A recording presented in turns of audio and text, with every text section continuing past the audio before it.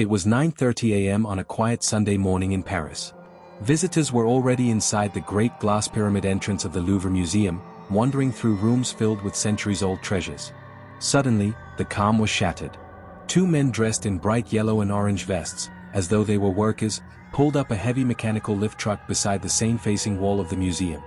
The truck's arm rose slowly, reaching the second-floor balcony. In just minutes they were inside. They shattered a window pane high above the ground, ignited alarms, smashed open glass display cases, and walked out, carrying priceless royal jewelry once worn by empresses and queens of France. In 4 to 7 minutes the operation was over. 8 pieces of jewelry of inestimable value were gone. The museum emptied. Guards and police converged. But the thieves were gone. What would happen next? And that is where our story begins. The morning had started like any other. Outside the Louvre, the glass pyramid glimmered in the soft autumn sunlight. Crowds of tourists queued, cameras in hand, eager to glimpse the famous painting of the Mona Lisa tucked deep inside. Inside the museum, guides led groups through galleries of ancient Greek statues, Renaissance masterpieces, and grand French royal treasures. In the Galerie d'Apollon, a richly ornate room with golden vaulted ceilings and sunlit windows, stood a collection of jewels that glowed under soft lights. The French crown jewels, set with emeralds, sapphires, and diamonds, once owned by Empress Eugénie de Montijo, Queen Marie-Amélie, and others. These relics of royalty were considered part of the heritage of France. Time +3 Le Monde.fr +3 Wikipedia +3. Earlier that year, the museum had been preparing for big changes. Renovations were underway, staff were stretched, security personnel had voiced concerns about the museum's vast spaces and the number of visitors. Deccan Herald +2 The Guardian +2 On this Sunday, the staff began the day like any other. Gates opened, visitors flowed in, audio guides clicked on, cameras flashed. But no one expected what happened next. As soon as the truck rolled up and its lift extended, 2 figures in work vests climbed up to the balcony outside Galerie d'Apollon. The men wore masks, concealing their faces. Inside, they had brought tools, angle grinders, a blowtorch, perhaps a silent determination. One cut through the window's glass pane high above the riverfront gallery. The alarm buzzed. Visitors in the rooms below heard loud bangs. Guards turned, but by the time they reached the corridor above, the thieves were already inside. In their masked silence they smashed open 2 high-security glass cases, grabbed jewel boxes, and then exited the way they came. In less than 10 minutes the gallery was emptied of those treasures, and the lift truck backed away into silence. Security cameras recorded, but action came too late. CBS News +2 CBS News +2. Immediately after, chaos erupted. Visitors were escorted out, guards secured doors, forensic teams arrived. The museum announced closure for the day. News reports called it one of the boldest heists in living memory. One of the jewels, the crown of Empress Eugénie, studded with over 1,300 diamonds, was dropped during the escape, later found outside the building, broken. AP News. So how did it come to this? Why were those jewels vulnerable? What prepared the thieves to pull off such a daring raid? Many had walked those halls before, smiling for selfies in front of the Mona Lisa. Meanwhile, in the shadows, a plan was unfolding. Several weeks earlier, rumors circulated among night shift cleaners and security staff. A scaffolding truck had been noted parked at odd times near the riverfront wall of the Louvre. Some guards whispered about cameras offline and corridors lightly patrolled. Some tourists remarked about fewer staff around the royal jewelry display. But in the bright bustle of the museum, such comments were shrugged off as the background hum of a living, breathing monument. The museum handled millions of visitors a year. Overload, tiredness, understaffing, all part of the normal story. Wikipedia +1. On the day of the heist, just after the museum opened, the lift truck arrived quietly.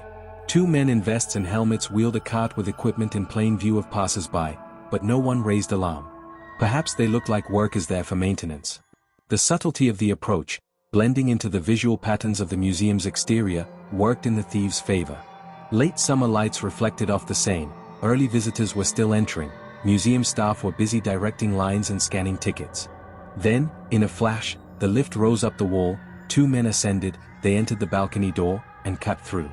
The operation was sharp and swift. Cameras captured the lift, tools abandoned on the balcony, a trail of orange traffic cones set around the truck to buy time. It looked like legitimate work. CBS News +1. Inside, the display cases stood in the high-ceilinged gallery, classic vitrines holding the diadems, necklaces, earrings of French royalty. The thieves didn't stop at 1, they broke 2. Why 2? Because they were prepared. They had timed the alarm responses.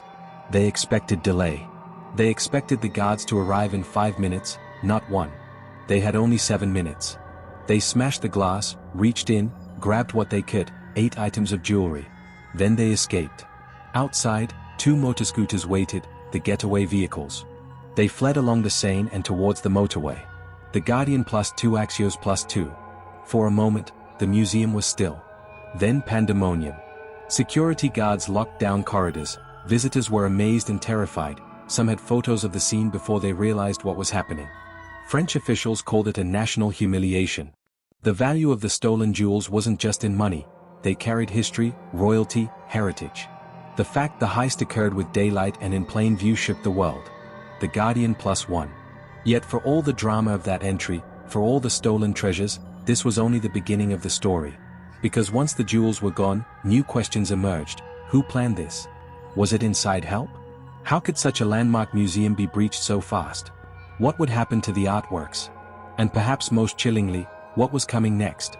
And at that moment, just as investigators arrived, a second group of men in plain clothes slipped into the museum's basement, moving silently past closed doors, carrying boxes and tools of their own. When the alarms at the Louvre rang out, it might have looked like chaos, but for the investigators from the Brigade de Repression du Banditisme, BRB, and the Paris prosecutor's office, it was the beginning of a painstaking chase. By mid-morning on Sunday, the 19th of October 2025, police had sealed off the courtyard outside the glass pyramid of the Louvre. Visitors were evacuated. The museum's usual hum of flash cameras and footsteps was replaced by forensic teams in gloves, crime scene tape, and the low rumble of hushed voices. The thieves had struck at around 9:30 a.m., about 30 minutes after opening, and taken only minutes to vanish. Time +3 Al Jazeera +3 Wikipedia +3. The scene revealed a chilling level of preparation. Outside, parked along the Seine-side facade of the museum near the Quai François Mitterrand, investigators found a truck equipped with a lifting platform, the kind often used for apartments and furniture, not for heists. 2 masked individuals, disguised in yellow-orange vests, had used that lift to reach a balcony on the 2nd floor of the museum, then forced a window and entered the ornate Galerie d'Apollon. The Washington Post +3 Reuters +3 Al Jazeera +3. Inside the gallery, 2 high-security glass cases had been smashed. The items stolen included a tiara, necklace and earring from the sapphire set of Marie-Amélie and Hortense de Beauharnais, an emerald necklace and emerald earrings from the set of Marie-Louise, Napoleon's second wife, the tiara and brooch of Eugénie de Montijo, and a brooch known as the reliquary brooch. One major piece, the crown of Empress Eugénie, covered in over 1,300 diamonds and 56 emeralds, was not taken but was discarded outside, damaged, during the getaway. ABC +3 People.com +3 Wikipedia +3. Investigators quickly focused on the escape route. The thieves fled via scooters or motorbikes along the Seine and toward major highways. Surveillance footage from the area was urgently gathered. Registered license plate numbers from the motorcycles and the truck were traced, the lifting platform left telltale tracks. Meanwhile, inside the museum, logs of camera timestamps, guard patrols, staff sign-ins and visitor flows were being analyzed. The prosecutor's office stated that around 60 investigators had been assigned to the case. Wikipedia. One of the first major questions, how could the thieves carry out such a daring raid in broad daylight, in a room that houses France's royal crown jewels, while the museum was open? The answer seemed to lie partly in the hidden corridors of the Louvre, the side of the building along the Seine, and the temporary scaffolding renovation work that may have provided access points or lessened scrutiny. A report prior to the heist had warned of operational implementation delays and security upgrades at the museum. The Washington Post +1. Forensic evidence at the scene included the truck lift parked next to the museum, cutting tools such as disc cutters or angle grinders, gloves, a blanket and walkie-talkie were recovered in the immediate area. The window through which the thieves entered had been cut using a disc cutter. The alarm systems had been triggered but apparently arrived too late to stop the raid. Wikipedia +1. Meanwhile, inside the museum, staff interviews began. Security personnel, guides, cleaners, maintenance workers were asked for any odd sightings, vehicles parked wrong, persons in worker vests operating in unusual hours, cameras offline or corridors lightly patrolled. Unions of museum staff had earlier warned of understaffing and heavy visitor loads. National Geographic +1. As night fell on the day of the heist, the investigation entered a new phase. the race against time. Art theft experts stressed that unless the jewels were recovered within 24 to 48 hours, they risked being melted down, dismantled, recut, or sold on the black market, making recovery far more difficult. People.com. Publicly, the French government responded strongly. Emmanuel Macron, President of France, declared the theft an attack on a heritage that we cherish because it is our history, and vowed the items would be recovered and the perpetrators brought to justice. Wikipedia Plus won. The Interior Minister, Laurent Nunez, called it a major robbery, and said the thieves were an experienced team who had clearly scouted the location. Reuters. Inside the Louvre, the fallout was immediate. The museum closed to the public for at least the remainder of the day, and then for the next day, to allow forensic teams to work and to preserve the scene. AP News Plus One staff and unions raised voices. They said security staff had been reduced, parts of the building were only partially covered by surveillance, and although the renovation plan Louvre Nouvelle Renaissance was underway, key upgrades had not yet been implemented. The Washington Post Plus One. So investigators now had two broad tracks.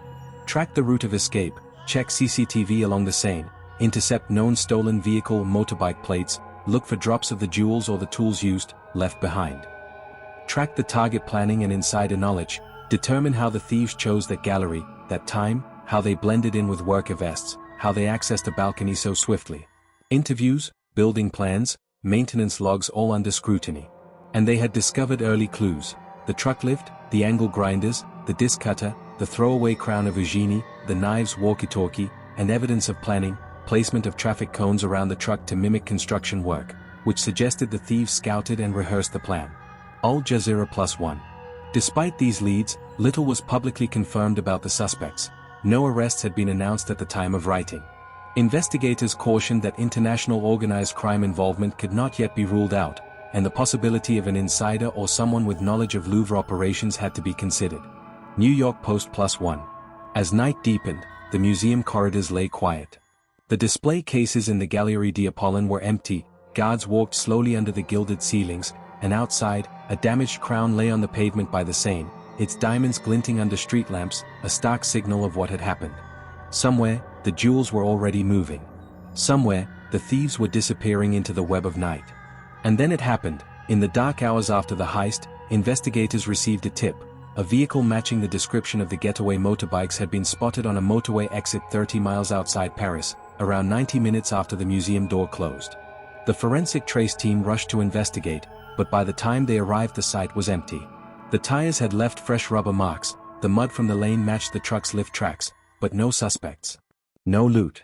And a motorcycle helmet discarded at the roadside bore a faint DNA sample. It was the first real break. That break, a tip that a getaway vehicle was seen, is where we leave Chapter 2 hanging.